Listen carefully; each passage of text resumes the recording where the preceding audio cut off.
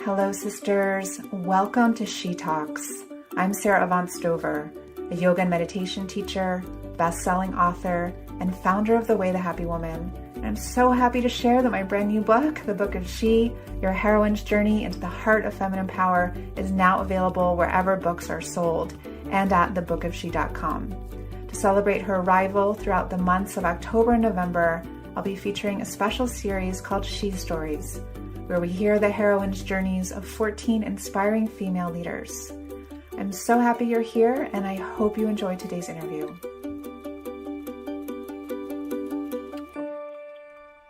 Hello, beautiful women. Welcome home. Welcome to She Talks. And today I'm speaking with Elena Brower, and I met Elena maybe it was even 10 years ago in New York City. Mm-hmm. I remember I had heard about your classes at Vira Yoga.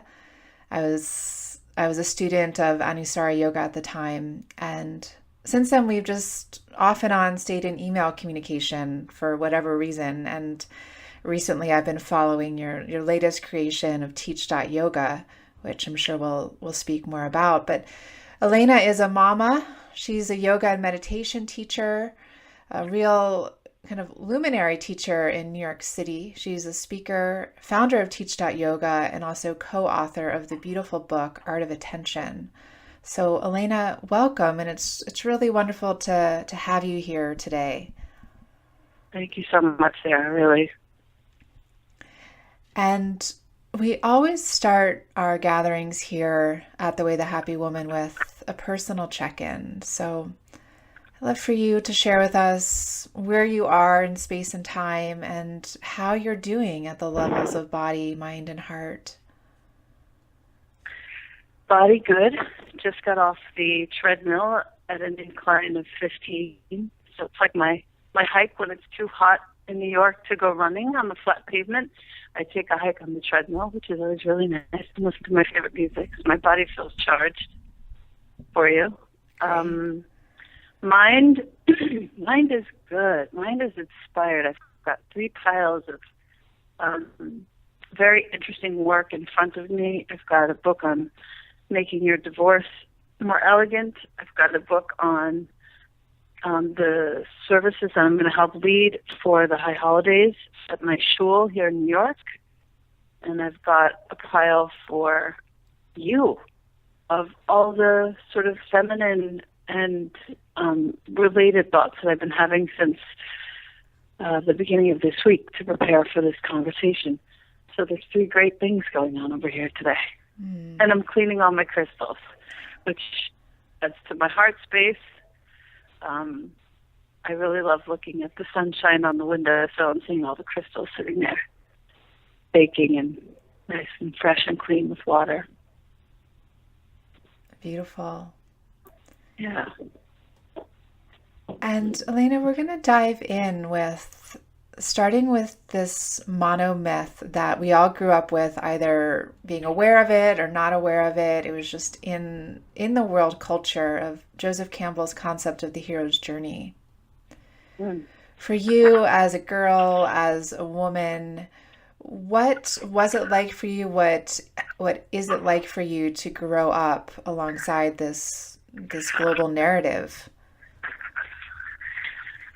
I had parents who were really, they were kind of forward thinking when I was growing up in the 70s, and my mom was always working a lot. She was working 2 jobs, and I was a latchkey kid actually for most of my sort of middle childhood, from like, let's say 6th grade to, onward, because she was working really hard. And so I always had a really good idea that I was free to do what I wished, and I didn't really have any limits by way of what was typically thought of possible for a girl in those times. So I'm really grateful to my mom for that, because at the time I didn't love it, but now I really see that it was a great thing for me to be presented with the example of a woman who could take matters into her own hands and work and create this really beautiful life that, afforded us some pretty great luxuries, not the least of which was summer camp every year, great trips for the holidays, little things, but they were big things, and they're big expenses I now see as an adult to bring two kids, across the world and go travel. So that said, I feel like I really had a nice idea for the possibilities for women, and so I don't think I ever felt like I was limited. Yeah. Which is really cool. Do you relate to the phrase of the heroine's journey? Do you feel like there's a difference between the two? No, I don't feel there's a difference. I think that each one of us has a story to tell, and each one of us came from something that was challenging, difficult, life-altering, and became our own savior, our own hero. I don't really feel like there's a difference between the hero and the heroine, because I think the hero encompasses all beings. You know what I mean? The very first page of your book about the genderless, this is a place for everybody, really sung to me. Yeah. Because I think that's true. And Elena, what led you? I mean, you're obviously on this hero-heroine's path, being so committed to your own studentship. I think that's one of the reasons why I've always been so drawn to you, is this sense of, I also have a tremendous curiosity, and I'm always studying, and I will be studying until the day I die. And I recognize that in you as well.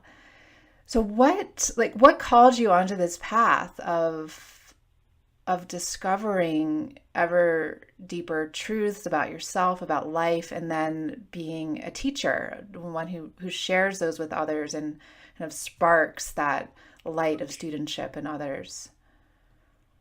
I had a lot of good teachers in my life, not just yoga teachers, but, in school as a kid, a lot of great teachers were around me. And I think somewhere in the back of my mind, I always knew I would be a teacher, even though I didn't cognitively know until, I was in my 20s.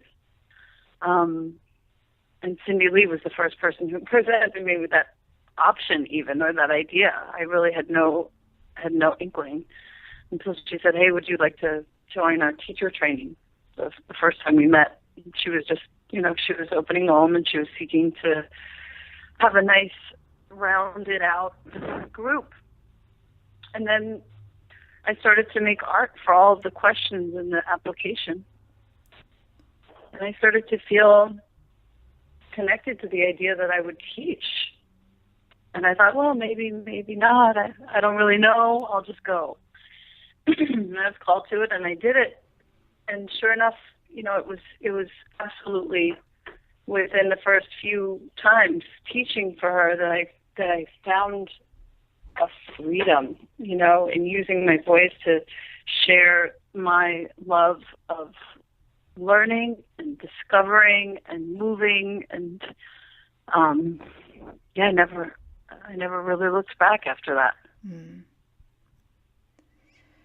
And on this path of discovering and becoming a hero and a heroine, we go through rites of passage, many throughout our lives, some much more intense and harrowing than others. Have there been specific crises or portals that have really initiated you into the woman that you are now? When I think about it, I think that the one that first comes to mind was being found out for being unfaithful to my husband. The interesting part of the story is that his transgressions were discovered, and then the marriage was over. And it was only later and he was going to go down as the criminal. It was only later, many months later, that I met a woman who's now a dear, beloved teacher of mine. Her name is Lauren Zander. She's a co-founder of a company called the Handala Group, which has been a real force for me in teaching me how to tell the truth and teaching me how to lead, to follow my own dreams. She's the one who kind of sussed it out. She said, "Oh, you're telling me your life story, and you're with your hand on your forehead. Woe is me. Except I am challenging you to think about where you cheated if he was cheating on you. I bet you there's something. I bet you there's something in there." Mm-hmm. You met her, you would know it. She's like a hound dog, And of course it was, But the whole time that I was doing my part in the disloyalty, I wasn't going to leave. That was fine for me. It was part of my lineage and part of what seemed normal to me, which is, so sad. But as a family, I've sorted that out now with all the parts and particles of that and resolved it by then apologizing and coming clean, even after the fact, even when I didn't have to, Mm-hmm. And I don't want to call that heroic because the start of the story is just so tragic and stupid, really, and careless, which I recognize. But what's fun is that there's not a one of us listening to this who doesn't have a chance to clean up our mess and become the hero in 2 moments. Not just the hero for somebody else. Oh, thank you for telling the truth. Like, it's less about that and more about just clearing our own conscience. I think a lot of the issues with women today, that we can't take care of ourselves and we can't bring ourselves to find self-love in a real authentic and consistent way, is because there are things like this in our space. Oh, we don't have to tell the truth, so why bother? It was so long ago.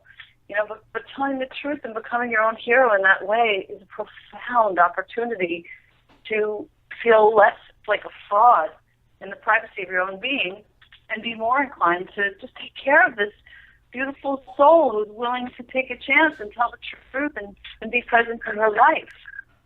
Does that make sense? Mm. Yeah, that's really powerful. What, in working with this woman from the Handala Group, like what was it that allowed you to be able to really come clean with yourself and in your relationship?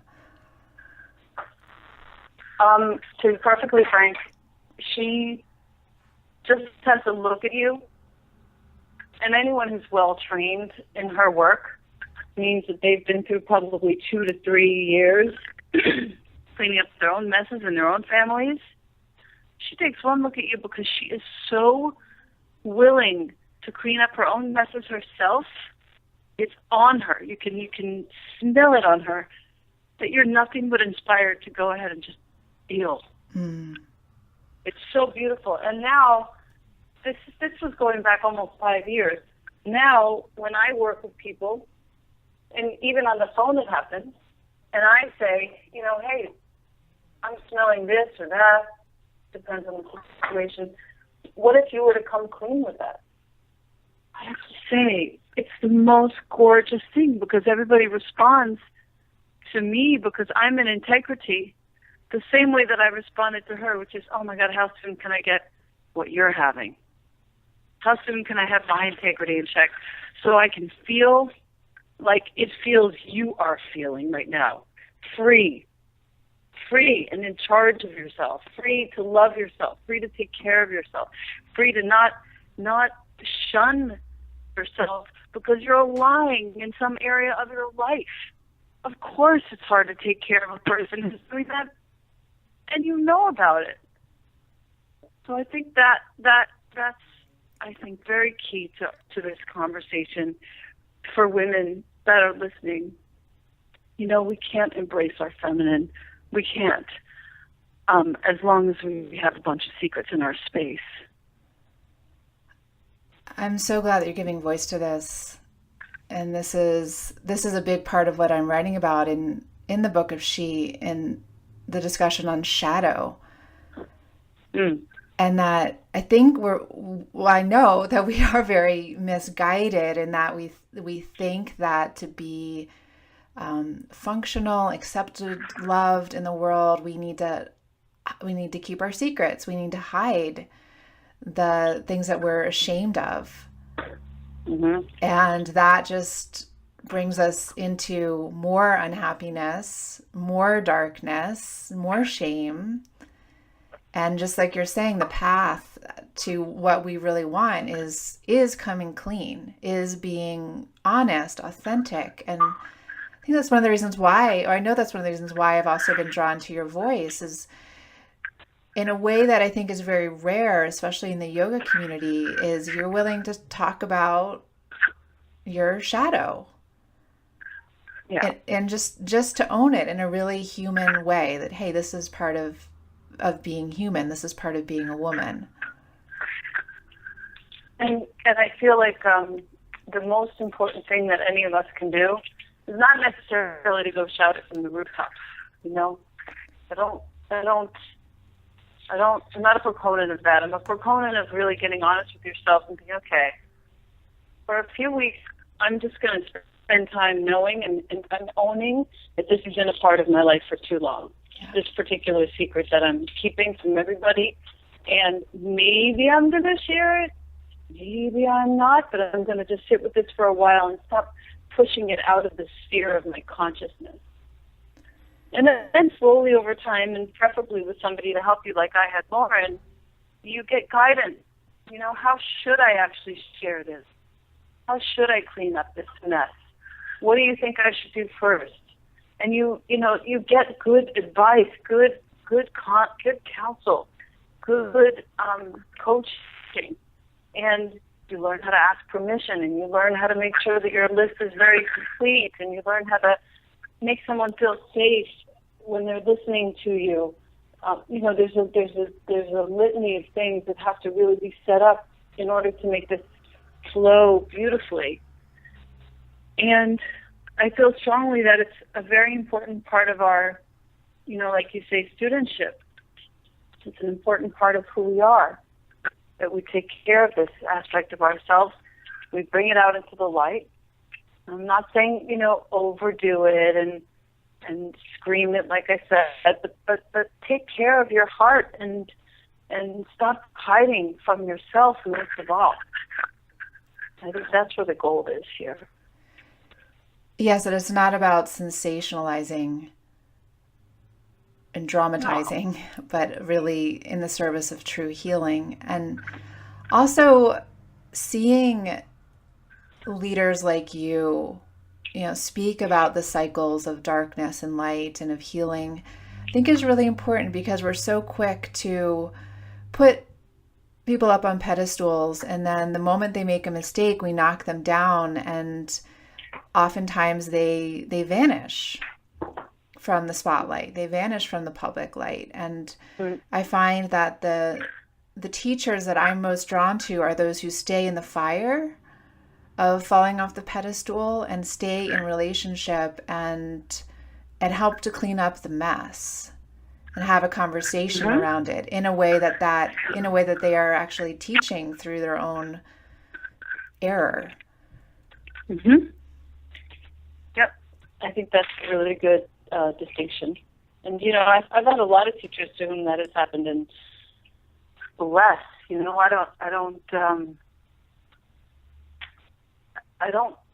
don't claim to be any different, but I do feel like the most important thing that could have been done in several of the cases that I'm thinking about right now would be just to come clean. This is what happened. This is what I did. This is what I didn't do. This is how it went. I'm sorry. Things would have just been so much easier in several of the cases had that been a part of the occurrence. It just wasn't done like that, and that's when people get into really big trouble, because the hiding causes pain. Yeah, like deep cellular pain. So, but God bless. Everybody has their own path, and this is just mine, and it seems to help when I share it, so I share it, and I'm careful with whom and when. I write about it to help, in the hopes that other women will, and men, but mostly women, will find it useful and feel safe to do their own work in a good way. Yeah. Are there any current edges with this for you of being in a place of coming clean with yourself in a new way that's just causing new insight, new growth? Well, I'm now on a mission. I'm sober almost 1 year, which is really nice. That was a big part of, the refinement of the mission after I was able to solve the issue in my family, or begin solving, let's say. I figured out that I was an addict.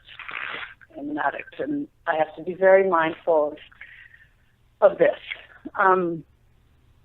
In continuing this work of being vigilant about telling the truth, what I've discovered is that it's less of, once you kind of get your backyard clean of all the old leaves, if you will, and, clear up what we'll call hauntings and, just kind of clean up your space, we have the opportunity to just do it on a daily basis.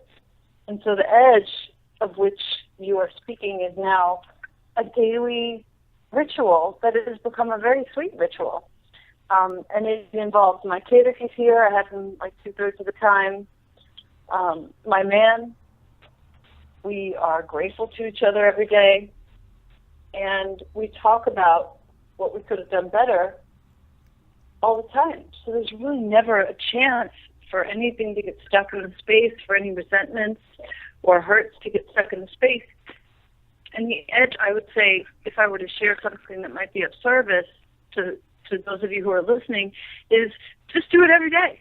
If you feel like you've, told a little white lie or something, or you've, betrayed yourself or someone else in a way that doesn't feel good to you, and you've thought about it more than 3 times, just tell on yourself. Make it funny. Make it silly. Make it real. Make it helpful. You'll inspire somebody else. Always your honesty will light somebody else up and set them on fire in the best way, like to just do it for themselves and treat themselves with that much respect.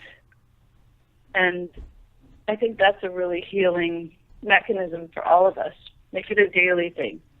What did I lie about today? What can I be a little more clear with, and with whom? And then ask the people around you. I ask my son every night he's here, what could I have done better, Jones?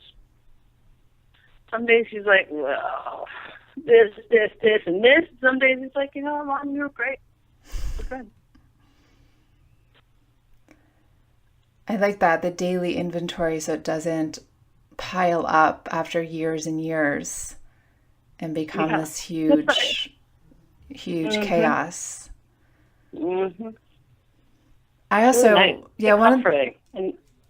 go ahead. Sorry, I was just going to say it's also just makes things very digestible. Yeah. And one of the things that I like to ask myself every day along the lines of what you're sharing is just, what am I not wanting to see? Mm-hmm. What am I not listening to or acknowledging? Yep. That's a great one. That's perfect. And it really does leave us, in reading the beginning of your book, it leaves us in a more feminine position, the asking, the waiting to receive. It's a very feminine place to be. It's not the insertion of ideas. It's not the, doing of. It's really like, what can I do? And I'm just like you. I'm such a go-getter. I'm hustling, all the time. It feels right to me to be working my best and doing what I do well in order to serve. It really feels right to me. And what's funny is that the minute I started asking this on a daily basis, I started feeling much more feminine, much more motherly, much more like I was in the right place at the right time, and much more connected to myself. And Elena, what are some other ways that you like to connect with your inner life and inner guidance on a daily basis? Like, what are some of the rituals that you can't live without? Well, at least a couple times a week I go and do this treadmill. if I can go outside, I will, but I'm in New York and the ground is really flat. So I'd like to actually just keep my body in hiking shape. It's so weird, I know, but it makes me feel really good. I go for like 30, 40 minutes until I'm really sweating, which is always beautiful. And then I meditate every day. I sit for 20 minutes, at least once, usually twice, but I'm not going to say always. I have a mantra from Tom Knowles, so I practice Vedic meditation. And non-negotiables, every morning I do some sort of a creative, artful post. And I mean that specifically for Instagram that gets fed directly to Facebook. It's a way for me to stay connected to the folks who are interested in connecting. And it's a way for me to keep the art flowing. So there's always watercolors out. There's always crystals around. I'm constantly looking for, what would be beautiful and of service.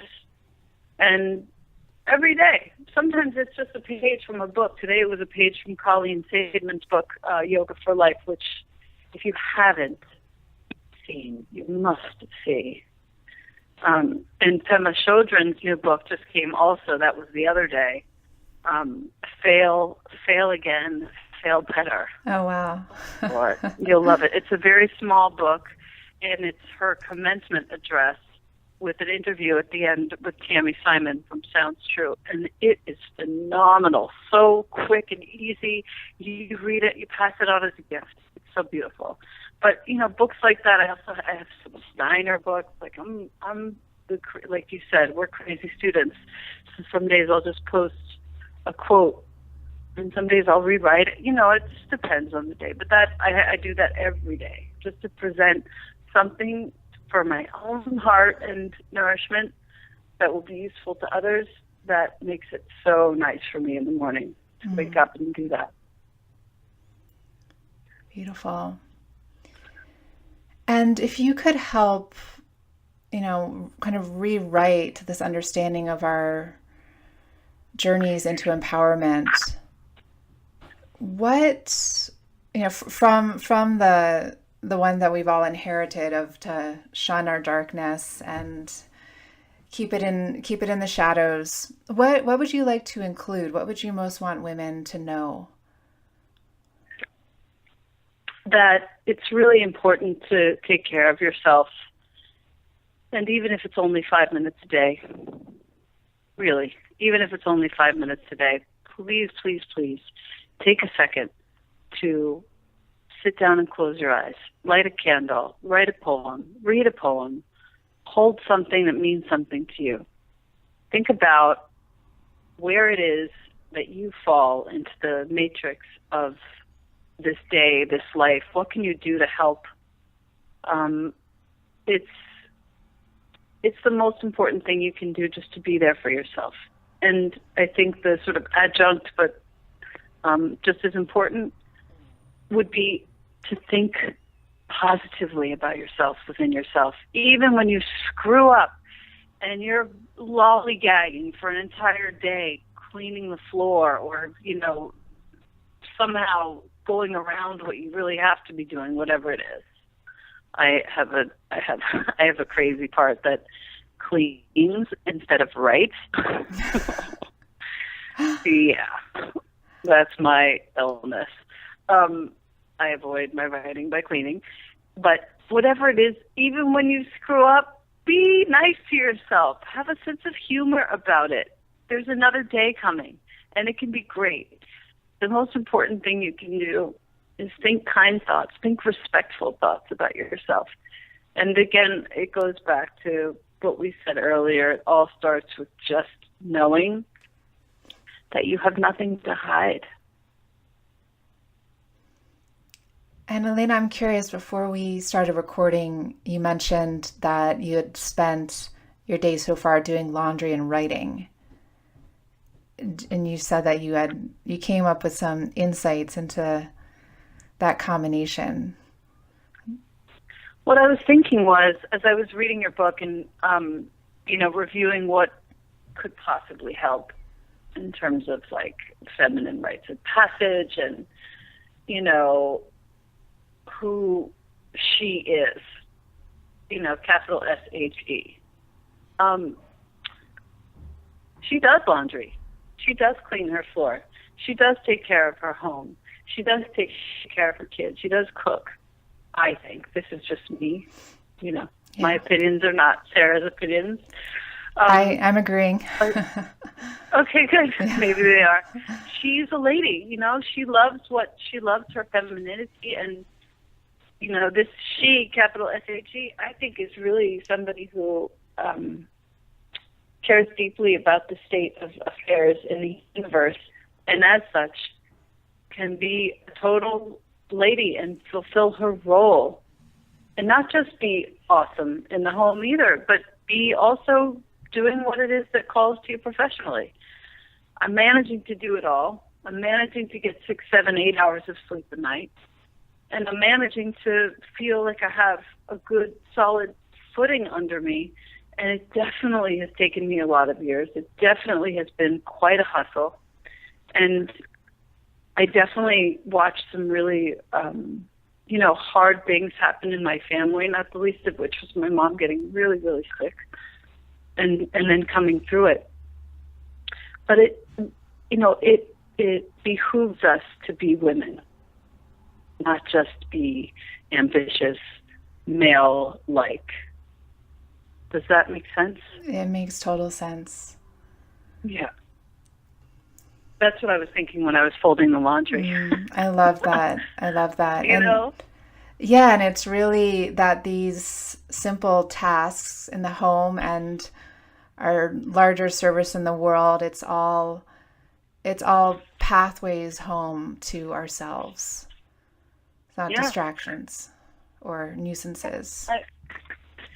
And it keeps it, for me, I just feel very, very connected just because I'm doing that. I'm doing lunch a couple times a week. I'm doing, cleaning my house.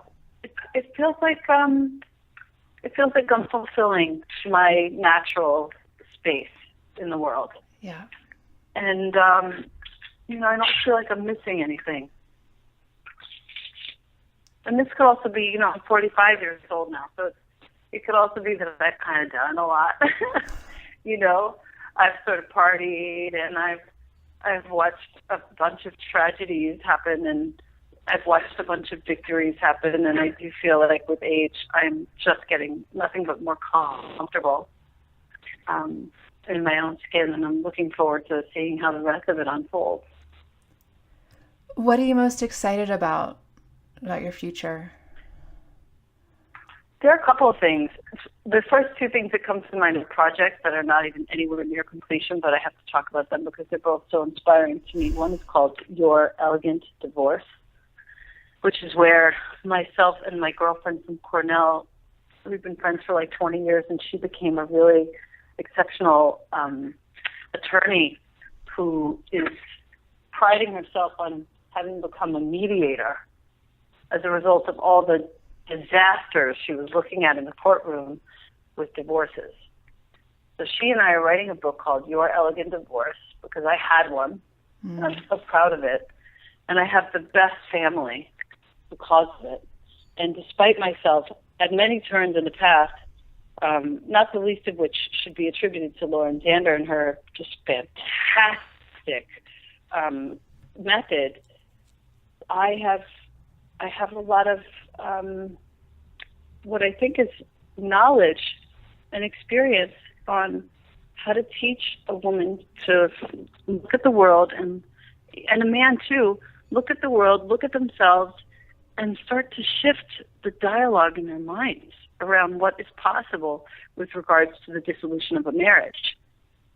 And I'm just in the middle of writing it now, today, tomorrow, the next day, just during the proposal, and it's just so exciting. And then the offshoot of that is the next proposal that's going out to my publisher called Neuronourishment, which, oh my Lord, it's going to be so awesome. It's basically a book that outlines, we've selected 9, I think it's going to land on 9 neural pathways. It might be 11, that we will learn how to cultivate through movement, food, and meditation. And these are all extremely useful pathways in the brain where it'll be a simple book, but a way to look at, okay, today I need gratitude. Today I need clarity. Today I need whatever it is. And learn how, okay, if I eat this, this might happen in my little neural pathways. And if I move, and do this particular 3-pose sequence, this could help. If I meditate and consider this truth. And I'm writing it with my ex-husband's new wife, Wow. who's a doctor. She's just incredible. She and I have become really, really tight. And she's a metabolic neuroscientist, of all things. And so we're writing this book together, and I just, you're catching me at one of those moments when I feel very, very grateful to God and to every force that has helped me to arrive here sober for almost 11 months and with this incredible family and team around me. Congratulations, Elena. I'm really happy for you, and I'm really grateful that we got to share in this period of celebration with you today. So thank you so much. It's been such an honor to have you and to hear your story, to receive your wisdom. I would like to just highlight a couple of things that you wrote in your introduction to the book of She. Sure. That really touched me. She seems unpredictable, but there's great wisdom to her grace. She's a trickster with a wicked sense of humor. She's here to remind you you're destined for more than just suffering. You're suffering. She won't let you fall asleep to the song of your soul. She doesn't care if you're uncomfortable. She only cares that you wake up to the truth of who you are. That makes me cry. So good. Just so good. It's so good. Like, listen for her. If you're a woman and you're listening to this, listen for that voice, because it's your own. Really, at the end of the day, it's your own. So beautiful. Amen. Yeah. So thank you for that. I really am touched by your work. Thank you so much. Getting better as you get older. You're welcome. If you're ready to go deeper into your heroine's journey, I invite you to explore my new book, The Book of She. You can visit thebookofshe.com to register your receipt for this order before October 30th. And when you do, you'll receive an invitation to join me and our community in a free online women's yoga and meditation class, as well as a live Q&A. Until next time, I'm sending you my heartfelt support. Thank you so much for being part of our sisterhood.